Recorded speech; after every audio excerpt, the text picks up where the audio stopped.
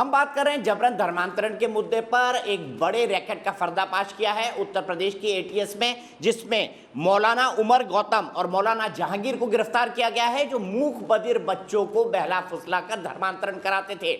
सामाजिक तौर पर पिछड़े हुए, शारीरिक तौर पर पिछड़े हुए और पिछड़े तबके की महिलाओं का भी ये भी मालूम पड़ा है किस किस तरह के लालच दिए जाते थे, नौकरी के, शादी के, सेटल कर देने के और न जाने विदेश में नौकरी लगवा देने के। ऐसे कई तरह के वादे किए जाते थे। दो पीड़ित परिवारों को हमने सुना। मेरे साथ एक पूरा पैनल मौजूद है। मेरे साथ इस वक्त मौजूद है एहतेशाम हाशमी भाई, जो कि एक सुप्रीम कोर्ट के लॉयर हैं, एनालिस्ट हैं। मेरे साथ डॉक्टर अजीज खान साहब जुड़े हुए हैं समाजवादी पार्टी से। मेरे साथ डीयू के प्रोफेसर और आरएसएस विचारक अवनिजेश अवस्थी जी जुड़े हुए हैं। मेरे साथ अनिला सिंह जी जुड़ी हुई है, जो कि भारतीय जनता पार्टी की प्रवक्ता हैं। और मैं सबसे पहले सीधे मेरे एक दर्शक अग्रिमा सिंह लखनऊ से जुड़ गई हैं। अग्रिमा जी, मैं आपसे जानना चाहता हूं, क्या मानेंगे आप इस पूरे मामले को? क्या जबरन धर्मांतरण होता है? बिल्कुल सर, मैं इसको मानूंगी कि जबरन धर्मांतरण होता है, क्योंकि इस्लाम में खुद ही कहा गया है कि जबरन आप किसी का धर्म परिवर्तित नहीं कर सकते। तो ये जब पीड़ित परिवार खुद ही कह रहा है कि जबरन धर्मांतरण हुआ है, वो खुद ही वापस अपने धर्म में जाना चाहता है, तो ऑब्वियस सी चीज़ है कि ये जबरन ही करवाया गया है और मैं चाहती हूँ कि इस पे सख्त से सख्त कार्रवाई की जाए। ठीक है, बहुत बहुत शुक्रिया अग्रिमा जी हमसे जुड़ने के लिए। मैं सीधे चलूंगा यहाँ पर एहतेशाम जी के पास और अनिला जी को उसके बाद लाऊंगा। एहतेशाम जी बताइए, सदियों से जबरन धर्मांतरण इस्लाम से जुड़े हुए लोग करवाते आए हैं। मुगलों ने पूरे देश में क्या किया? यही किया ना। तो मैं तो आपसे ये जानना चाहता हूं, आप काले को काला कहना क्यों पसंद नहीं करते और उस पर सियासत क्यों ढूंढ लेते हैं? दीपक भाई साहब, आपने इतिहास पता नहीं किस किताब से पढ़ा, उसकी मुझे नॉलेज है नहीं, लेकिन अगर आप किताब का नाम बता देंगे तो मैं भी पढ़ लूंगा कि मुगलों ने जबरदस्ती हिंदुओं का सब अच्छी किताबों से पढ़ा, बहुत शानदार किताबों से पढ़ा है। एक किताब का नाम आप बता देंगे दीपक भाई साहब? ऐतिहासिक साक्ष्य है भाई, शीशगंज गुरुद्वारा देख लीजिए आप, क्यों बना था। एक पत्रकार, एक अच्छे पत्रकार होने का सबूत दीजिए, बताइए किस किताब से इतिहास पढ़ा है। इस बात में आप अगर टाइम लेना चाहें तो गूगल करके बता दीजिए। मैं आपको बताना चाहता हूँ दीपक भाई साहब कि एक मुसलमान होने से किसी की लिंचिंग होती है और एक मुसलमान अरे शीशगंज गुरुद्वारा क्यों बना है पता नहीं आपको एहतेशाम भाई? ये वो पॉलिटिकल वॉर था, पॉलिटिकल लड़ाई थी। पॉलिटिकल लड़ाई और रिलीजियस लड़ाई में बहुत फर्क होता है। इनको चुप करा लीजिए, जो बीच में बोल रहे हैं इनको थोड़ा सा डिबेट करने का तरीका समझाइए दीपक भाई साहब। मुझे समझ नहीं आता आप लोग काले को काला क्यों नहीं कहना चाहते? किताब में पढ़ा है और हमें डिबेट करने का तरीका समझाएं। आपने किस किताब में पढ़ा है? ये जो महाराज जी का शीश उतारा, यहाँ पे जो मुझे बता दीजिए, इन्होंने एहतेशाम जी ने संविधान की किताबें पढ़ी हैं, लेकिन मुगलों का इतिहास पढ़ना भूल गए हो।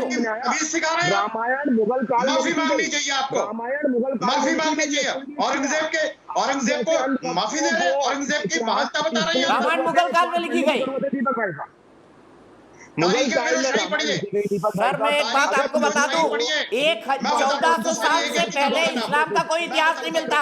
1400 साल से पहले इस्लाम का कोई इतिहास नहीं मिलता। अब निजेश जी जवाब देंगे, उसके बाद मैं अनिला जी की तरफ बढ़ूंगा और फिर डॉक्टर एजाज खान। इतिहास तो बीजेपी का भी नहीं था, इतिहास तो मैं बताता हूँ, आप तारीखे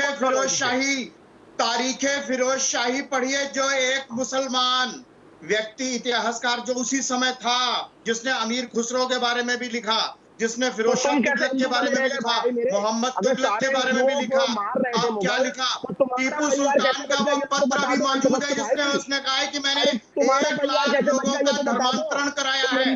टीपू सुल्तान के अपने हाथ से लिखा हुआ खत है, अपने हाथ से लिखा हुआ पत्र है। आप कह रहे हैं किसका पढ़ा हुआ इतिहास? अरे इतिहास आपने नहीं पढ़ा, इतिहास तो मैं पढ़ाऊंगा ना आपको।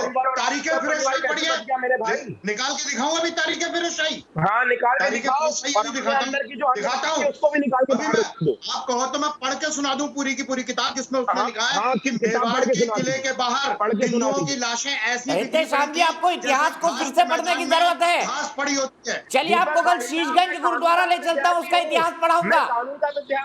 पढ़ना चाहेंगे, चलना चाहेंगे, बताइए। मुझे इन अंधभक्तों से ज्यादा अच्छी तरीके से आता है, ठीक है। एक मुसलमान होने की वजह से किसी की लिंचिंग होती है और उसकी मुसलमान का नाम यूज करके कोई सीएम और पीएम बनता है। ये लोकतंत्र में सबसे बड़ा काला धब्बा है दीपक भाई साहब। इसका खामियाजा आप और हम सब भुगतेंगे एक दिन, देखिएगा। एहतेशाम भाई, आपको तुरंत संविधान की पैरोकारी छोड़ के अब आपको तुरंत राजनीति ज्वाइन कर लेनी चाहिए। फिट प्रोडक्ट है आप राजनीति के लिए, कोई पार्टी भी मिल जाएगी आपको इस तरह से। मैं सीधे अनिला जी के पास चलूंगा। अनिला जी बताइए, अनिला जी बताइए, क्या इतिहास में जबरन धर्म परिवर्तन के सबूत मिले या नहीं मिले? इतिहास में बैठ जाने से या आपको यहाँ पे या अग्निवेश जी को चैलेंज करने से कुछ सिद्ध नहीं हो जाता है। जो सत्यता है उसको किसी प्रकार की कला की आवश्यकता नहीं होती है, वो साक्षात सबको नजर आती है।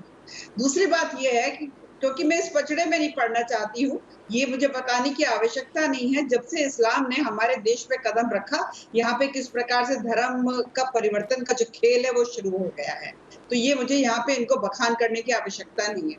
दूसरी बात ये है, देखिए ये उत्तर प्रदेश है, मैं उत्तर प्रदेश की वासी हूँ और पश्चिमी उत्तर प्रदेश से आती हूँ, जहाँ पर डेंसिटी ऑफ मुस्लिम पॉपुलेशन जबरदस्त है और किस प्रकार से यहाँ पे खेला ये लोग करते हैं ये किसी से छुपा नहीं है। यहाँ तक कि एक समय ये आ गया था, ये कहा जाता था कि पश्चिमी उत्तर प्रदेश जो है आतंकवाद की नर्सरी हो गया है।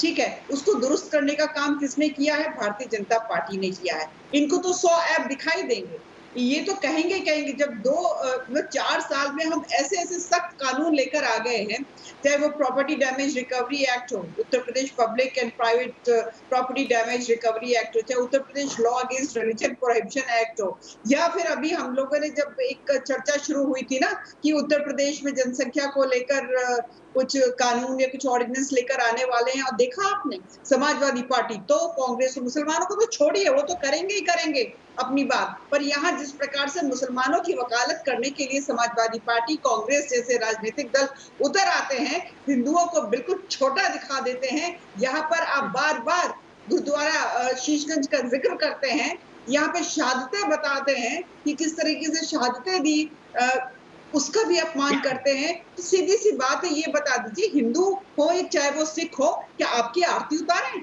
आप हमारे बच्चों का कन्वर्जन कर दें, हम आपके लिए यहाँ पर क्या करें? फूलमाला रख के बैठे? आप जो है हमारी बच्चियों को लव जिहाद के तहत जो है बेवकूफ बना के, जो अब्दुल होगा वो आदित्य बन के आ जाए और फिर आप आदित्य को ले जाके अब्दुल बना दो। हाँ, आप लोगों के साथ हम जो है कोई कानून का प्रयोग ना करें। सीधी सी बात ये है, गलत करोगे तो उसको भुगतने के लिए भी तैयार रहो।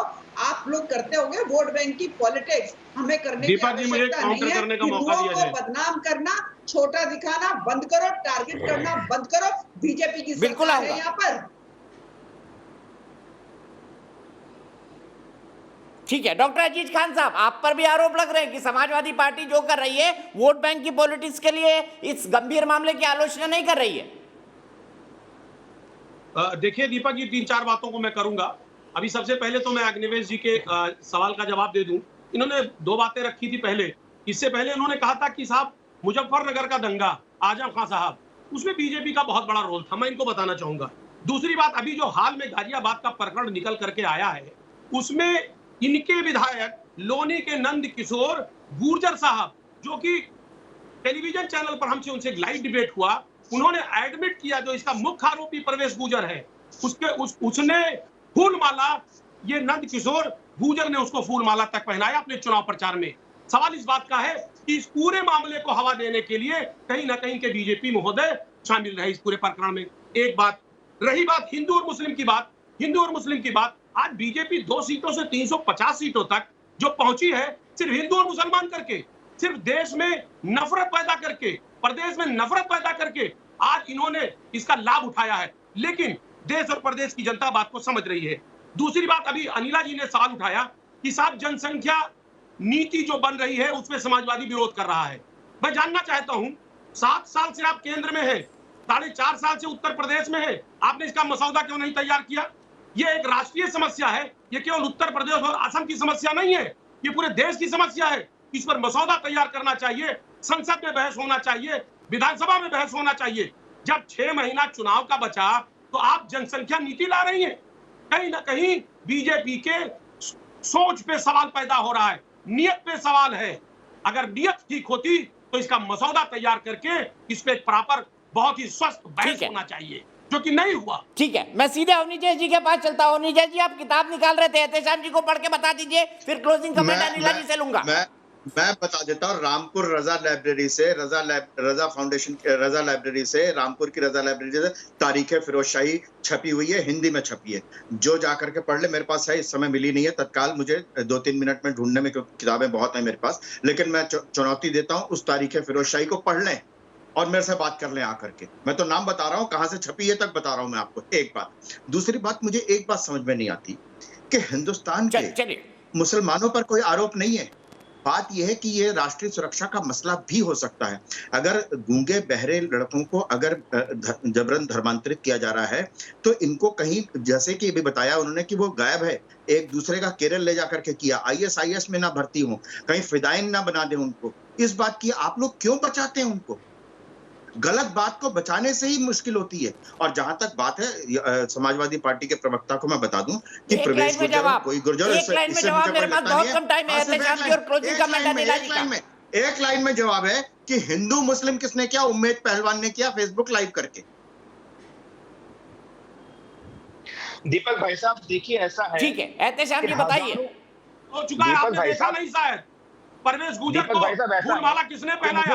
आपके विधायक ने पहनाया। सवाल इस बात से कि आप इसको जरा देखा करें, कभी देखें, आप इसको गंभीरता से देख नहीं रहे, सिर्फ चर्चा कर रहे हैं आप। झूठी बात किसने कही? 11वीं की इतिहास की किताब उठा के पढ़ लें तो आप ये पाएंगे कि हिंदू मुस्लिम यूनिटी की मिसाल हिंदुस्तान हमेशा देता रहा है, लेकिन सिर्फ अंधभक्तों को और बीजेपी के वर्कर्स को, जाकर के इतनी बड़ी मिसाल बनी कि 2 देश बन गए। इतनी बड़ी हिंदू मुस्लिम यूनिटी थी एहतेशाम भाई कि 2 देश बन गए। क्या गजब बात कही आपने, क्या गजब बात कही है, 2 देश बन गए। अनिला जी, क्लोजिंग कमेंट आपका। कितनी बड़ी यूनिटी थी, 2 देश बन गए। जी देखिए, ऐसा है दीपक जी, जो मेरे देश के प्रधानमंत्री के विषय में यहाँ पर बैठकर बोल रहे हैं, जो उत्तर प्रदेश के मुख्यमंत्री के विषय में यहाँ बैठकर बोल रहे हैं, मैं उनको बताना चाहूंगी, OIC में 56 कंट्रीज हैं, 3 कंट्रीज को छोड़ दो, 3 देशों को छोड़ दो, बाकी के कुछ नहीं बोले। जब चाहे 370 हटा, चाहे CAA की बात हुई, इंस्टेंट ट्रिपल तलाक जो है उसको क्रिमिनलाइज करने की बात हुई, जो भी कदम उठाया, सारे के सारे इस्लामिक देश -3 यानी पाकिस्तान, टर्की और मलेशिया, इनको छोड़ दो, बाकी के सब देश के प्रधानमंत्री के साथ खड़े हुए। ये पॉलिटिकल विल पावर होती है। और आप लोग साजिशें रचते हैं, साजिशें करनी बंद कर दीजिए। आप भारत में रहते हैं, पाकिस्तान की यहाँ पे एडवोकेसी ना करिए, टर्की की एडवोकेसी ना करिए, मलेशिया की एडवोकेसी ना करिए। और एक चीज बता दूं यहाँ पे समाजवादी पार्टी के प्रवक्ता बंधु को कि देखिए साहब, आप जितनी एडवोकेसी करेंगे, आपने अभी मुजफ्फरनगर के दंगों के बारे में कहा, जब वहां पर एक बच्ची के साथ बलात्कार होता है, उसके परिवार वाले जाके वहां पर FIR दर्ज करना चाहते हैं तो की नहीं जाती। हिंदुओं की तो FIR दर्ज होती ही नहीं थी समाजवादी पार्टी के समय पर, सुनवाई होती ही नहीं थी। ठीक है अनिला जी, यही रोकना पड़ेगा मुझे। आज बहस के लिए हमारे पास इतना ही वक्त है। चलते चलते मैं बता दूं, हमारे 99% देश की बहस के दर्शक मानते हैं कि धर्मांतरण के बारे में एक राष्ट्रीय कानून बनना चाहिए। देश की बहस में आज इतना ही, लेकिन न्यूज़ नेशन पर खबरों का सिलसिला कभी नहीं थमता।